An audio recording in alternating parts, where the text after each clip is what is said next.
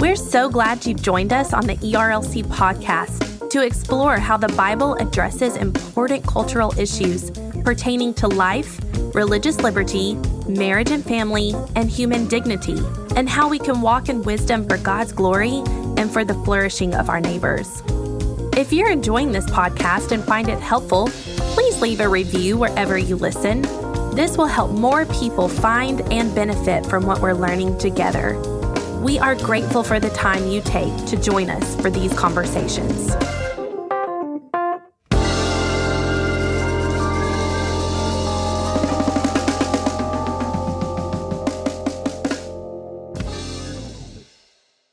You're listening to the ERLC podcast. Friends are friends for how does the tune go? Friends are friends forever. Yeah, that's right. See, I if the Lord's the Lord of them. Hello, and welcome back to this week's episode of the ERLC podcast, where each week we'll be talking about our work at the ERLC and focusing on what Christians should know about the things going on in the world. I'm Lindsay Nicolay, and with me again this week, thank you so much for gracing me with your presence, is Brent Leatherwood. Well, thank you for the invite back, Lindsay. Yes, and I will tell listeners that your wife is in the office today. The First Lady. With you, yes, we call her the First Lady. And people are going to give you a hard time. We do not call her the First Lady. That's just a joke. She came down here to say hi, and I thought she was going to stay here. And I told her, I'm glad to find out you're not staying in the studio, because then I feel like I won't be able to be as mean to Brent as I normally am on the podcast, because I'd have some accountability. So yeah, you're not mean. Well, snarky, razzy. Some people don't like that sarcasm language, and it feels mean to them. So you know what? I'm in a great mood today. I know you are. You know what's happening in less than 48 hours? Tennessee's first loss.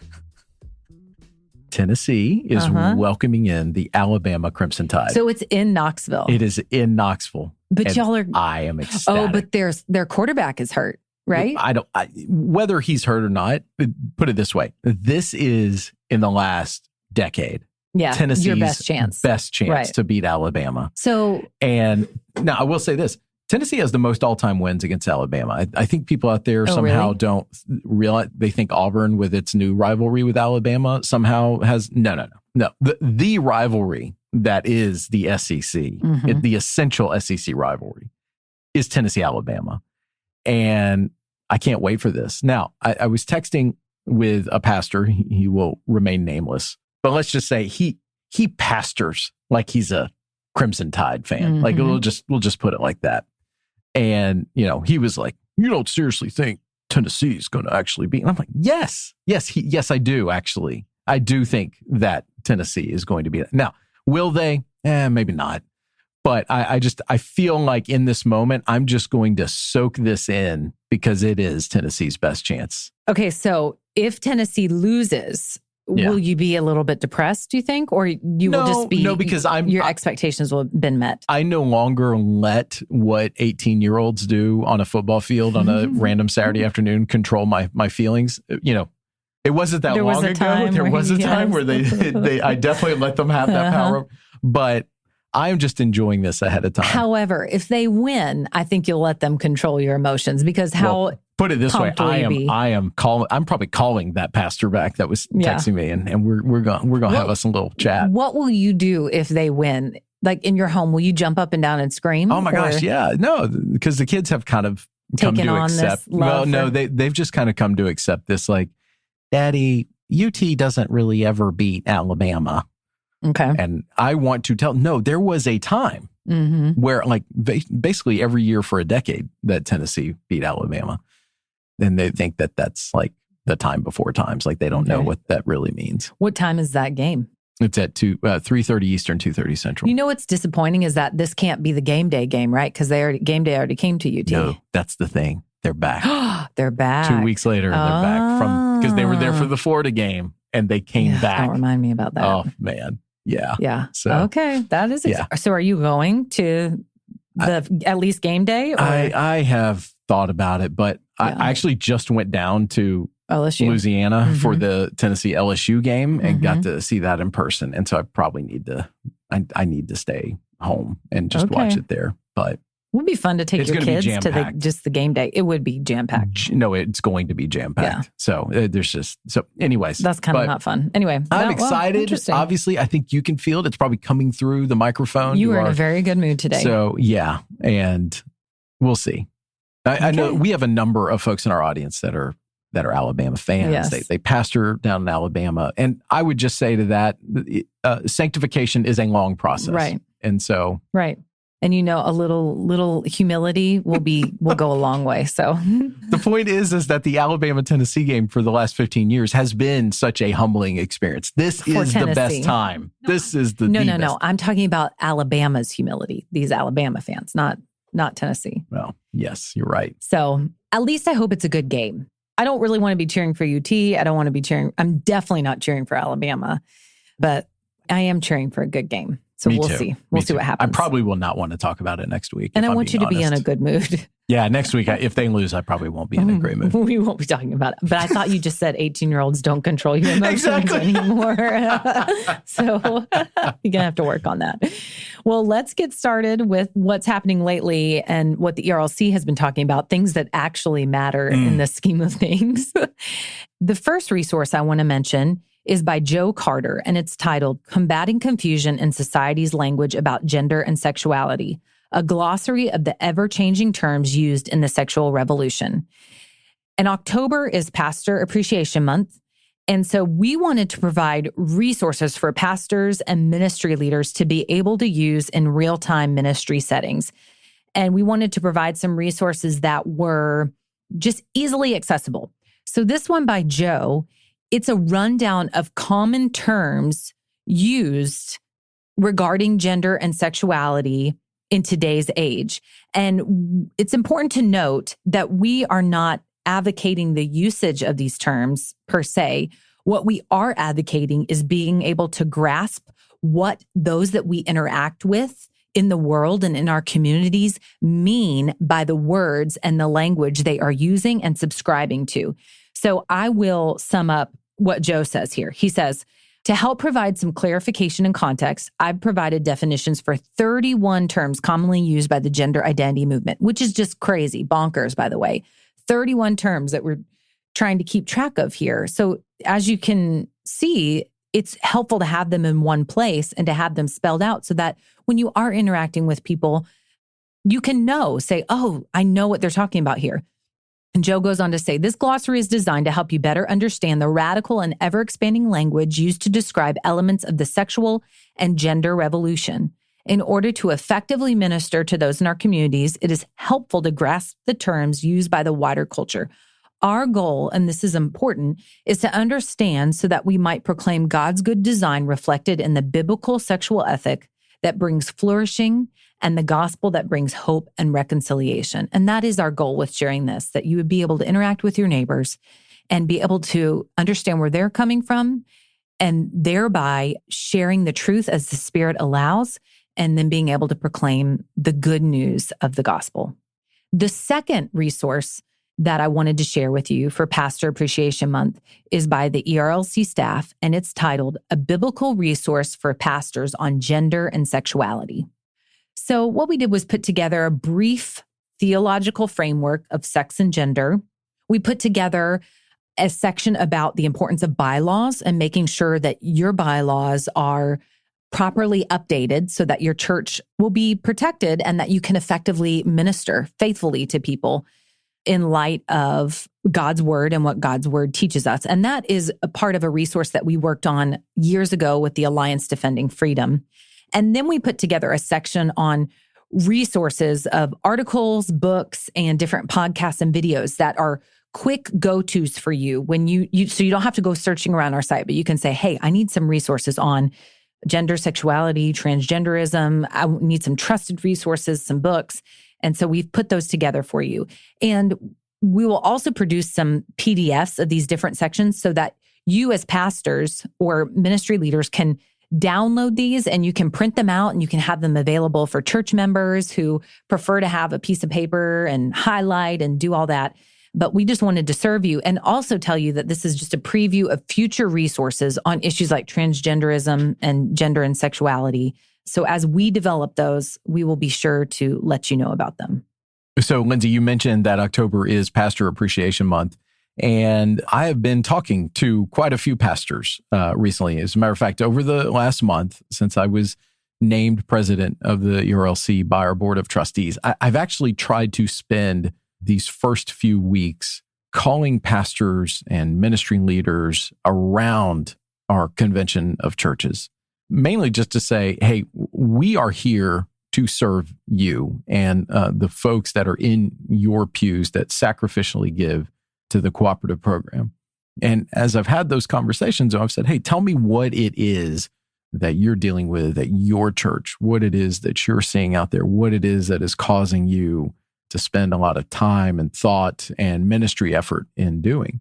And I have been surprised that one of the reoccurring things that has come up has been, how do we deal with transgenderism and the real or perceived threats that may come from that? And because a lot of pastors, they want to proclaim the word and they want to shepherd their people and they want to do it in a way that is consistent with biblical principles. And some of the questions that are being surfaced out of the sexual revolution and out of transgenderism, like they're pretty complex. And they've just said, hey, any resources that y'all can provide, we would love it. And so that's this. These two resources right here are meant to be pieces that a pastor can either read and it just help confirm for him, like, hey, all right, so I'm doing this well. Or, hey, we need to take some steps within our church documents to make sure that we are strengthened for this. Or, hey, like, wow, I'm really in the midst of ministering here, and there are some terms that are being thrown around that I'm not completely familiar with. Hopefully, this will help. But that's the heart behind this. We want to serve our pastors and serve our churches, and we're going to produce more resources just like this. So if you find this helpful, or if you have ways as a pastor, as a ministry leader, if you have ways or issues you think that we can be serving you on, like, please let us know. But I'm really thankful that we did this. And I hope pastors see our heart of appreciation and gratitude for them, because ministry can be so challenging. Well, I'm glad that you're talking to pastors and finding out what is on their hearts and the challenges that they're facing. Because like you said, we want to be able to provide resources that can educate and equip the church to be able to deal with these issues. And once again, I just want to mention, we will have more resources coming down the pike as we continue to work on these. We just want to be faithful in developing them, and we want to be thorough. As I mentioned time and time again, we have a lot of other resources on our site this week. And I mention it because it's important. I think it's important.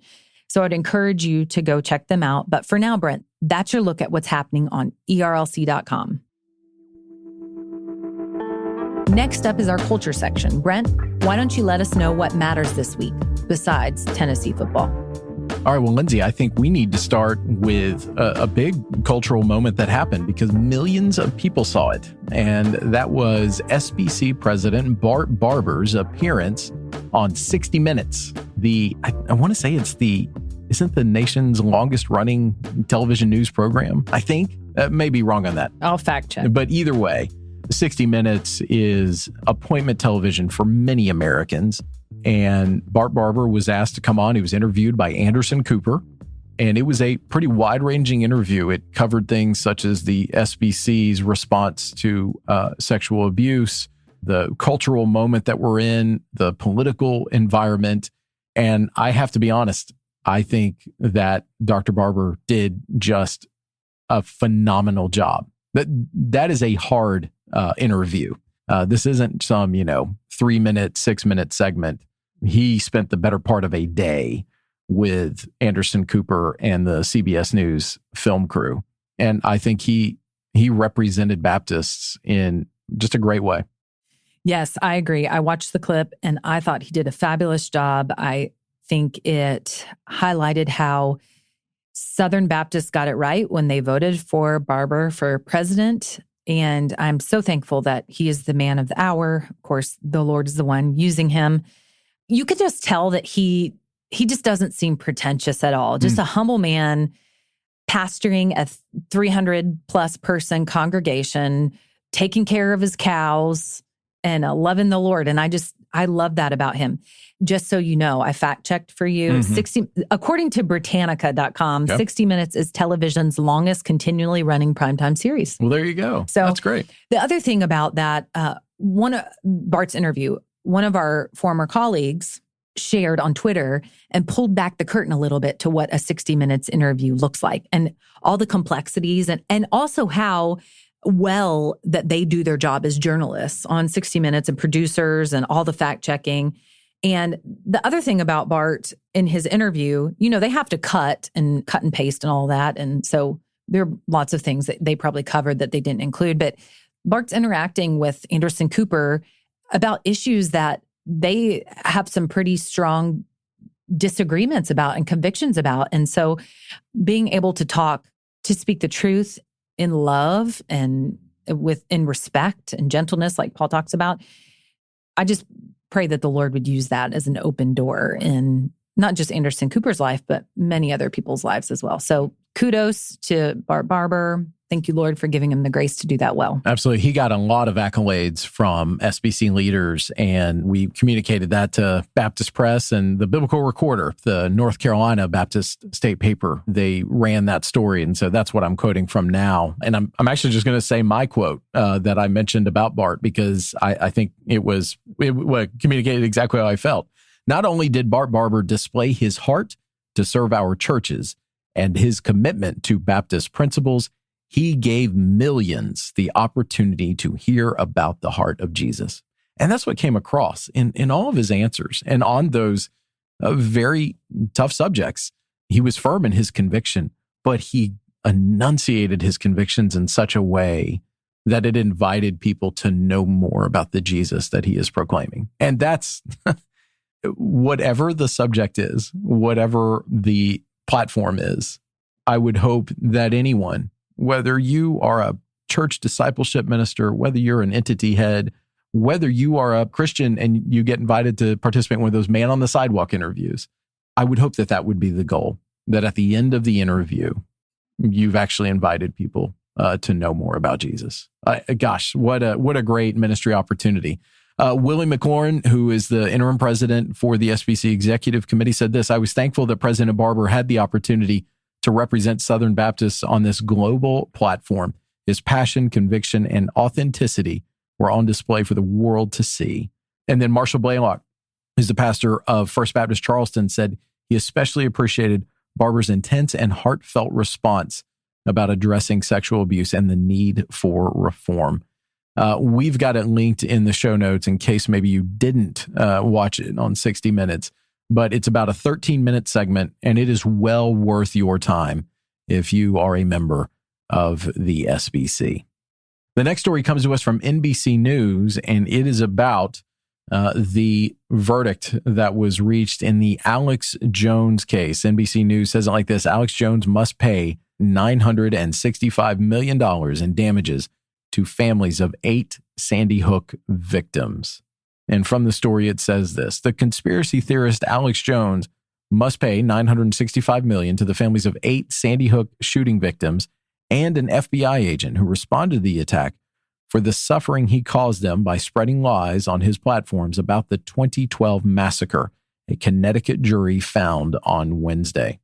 Jones faced liability for defamation, intentional infliction of emotional distress, and violations of the State Unfair Trade Practices Act for creating a fake narrative that the mass shooting was a hoax. The families claim Jones profited off the lies while they were harassed and abused by those who believed him.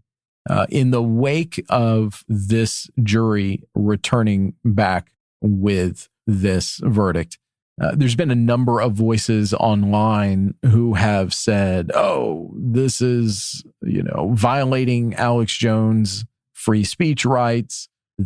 Someone said, and I can't remember who now, said this is an instance of, quote unquote, the regime coming after Alex Jones. Y'all, that's not what this is. This is not Alex Jones' free speech rights being overruled. This is about Alex Jones, who it said in this story is a conspiracy theorist. I mean, that's what he is, a fabulist. He just creates things and gets his audience revved up. It's almost like wrestling, like WWE wrestling. It's fake. There is nothing real behind what Alex Jones just spews out into the public square. But there are a number of people out there who do believe it. And he said heinous things about these families, and just calling that atrocity that cost so many lives of so many innocent children. He was sued for that. And now we see the result of it. I mean, he's going to have to pay nearly $1 billion in damages. And this is not about free speech. And certainly, I think as Christians, it's a reminder we need to be discerning about the voices out there that we are listening to and not falling prey to these sorts of schemes. I mean, that's what it is. He's trying to get people to listen, to click, to buy the things that he would hawk on his program. This is not about speech. And so that's what happened here in this case. So, Brent, if you were talking to a family member who you love and who, say, was a good faith actor and does not agree with what Mr. Jones was saying, but sees this as an example of how free speech is being trampled upon and is fearful about that, and maybe is listening to some voices on social media about that, how would you explain to them and show them briefly that, no, this is not an example of free speech being violated? Well, right. You need to have a couple of categories here. Free speech deals with individuals who are speaking out, and it is not an unlimited right. It does have certain parameters. And so in that sense, I think people somehow think like, oh, you could just say whatever you want and get away with it. No, that's actually not the case. That crosses that crosses a line from, just speaking out, speaking your mind on something, and crosses into defamation and abuse. And so he very clearly crossed that line. And for those individuals who think, oh, this is the regime, this is the government coming after him. No, that's actually not what this was. This was, in fact, a jury of his peers. That is, just by definition, not the regime. This is folks from around you in your community saying what you did crossed a major line and caused harm to these people, and they are owed damages to be made whole because of your conduct. That's what happened here. So yeah, no, this is not about free speech. This is about someone who has caused immense damage, and our justice system took a look at it and independently said he crossed lines with his conduct, and there are consequences for that. Okay, and our last story comes to us from Baptist Press. Southern Baptist leaders call on the Veterans Affairs Department to repeal abortion rule. So, from the story, the Biden administration should rescind its new rule that provides abortions in certain cases for military veterans and family members, even in states with prohibitions on such procedures, the Southern Baptist Ethics and Religious Liberty Commission said in public comments filed Tuesday. The ERLC expressed its opposition to a new interim final rule issued by the Department of Veteran Affairs that explicitly lifts a 30-year-old restriction on abortions. The Southern Baptist entity told VA Secretary Dennis McDonough the interim rule forces taxpayers to fund the taking of preborn human lives, disregards a congressional ban on abortions by the department, and violates the religious freedom of healthcare workers. One of our teammates, Hannah Daniel, up in Washington, D.C., said this: "It is the role of our government to protect the lives of its citizens, not fund or perpetrate the taking of innocent life." Yet that is what the VA proposes to do here. So you may remember last week we filed comments on a proposed rule for the Health and Human Services Department. This is the same kind of process. The government is wanting to do something and it's putting it out there for feedback. And so we filed official comments in opposition to this rule. And again, just like we said last week, we are certainly interested in what the government will respond to what we have to say, because A, they are proposing to use taxpayer resources in a way that we think is just totally unconstitutional and unacceptable. And B, they are going to overrule the conscience protections of many healthcare workers out there that are in the VA system. And so that is why we filed these comments. They are official comments that reflect our thinking as a SBC entity. And this is a unique way that we carry out our ministry assignment that the SBC has given us. So help me understand, would this be something that normally would be violating the Hyde Amendment that we've done so much work on? That doesn't the Hyde Amendment prohibit taxpayer dollars going toward funding abortions? Yeah, so there is a part of it that even more directly, there's actually a procedural requirement within the VA rules itself that says it can't do that. And it's violating that. And so I think that's the better thing to hold on to is, hey, you have something that is active. The Hyde Amendment is something that is put into spending bills each year. It is a congressional requirement. This is something that is already in their operating procedures. And so we tethered our objections to that. And, the reality is this is the latest attempt by the Biden administration to just respond to the Dobbs ruling. They are trying to head that off and increase access to abortion, and in many ways in places that are just completely inappropriate. So this is an interim final rule. What has to happen for this to be a final rule, if that was the case? Which, of course, we hope that it does not become a final rule, which is why we made those comments. So to answer your question, actually, the VA feels that it can take this move because of the Dobbs decision. It's basically doing so on an emergency basis. So the interim final rule, it's actually in effect. We are asking them to rescind it. So unlike last week, which was a proposed rule, this is something that is currently in effect. The proposed rule last week is not yet in effect. And they are saying we had to do this because of the Dobbs decision. We're in an emergency healthcare situation, and therefore we're putting this on the books now. We're inviting comments, but this is currently in effect. And we're saying this needs to be rescinded. And in doing so, because they did it, we don't, obviously, from the ERLC's perspective, feel that this is an emergency situation. As a matter of fact, we would contend that they are creating the emergency situation. And part of the feedback that the VA has received from a number of groups out there is actually they have violated something that's called the APA, the Administrative Procedure Act, by not making a proposed rule first. So I realize we're kind of getting a little in the weeds here. Right. But needless to say, just like last week, we said they should withdraw this proposed rule. This week, we're saying they should rescind this interim final rule. So that's where you have it. Clear as mud. No, thank you. I know it's procedural stuff. That's confusing. It's all procedural stuff, but it is important because these are policies that are governing the conduct of our federal government and agencies, et cetera. And they affect lives. Yep, absolutely. Literal lives. Well, I'm glad we've put forward comments. And of course, we will continue to keep our audience updated should there be any changes, which we do pray that there would be. So this final story I wanted to bring up because we always end on, we try to end on a fun thing at the end. So this is about old emojis. So Brent, you know what emojis are? You know those yes, I'm emojis? giving you a thumbs down now for doing this. Yes. Yes, we love emojis. But apparently there are some youngins out there who want to tell some of us that some of the emojis that we use make us look old. Now, we've waded these waters before because what was it, clothes that you wear or something like that? That there was an article about that youngins were telling us, older people, if you wear this, you look old or something. I can't remember exactly what it was.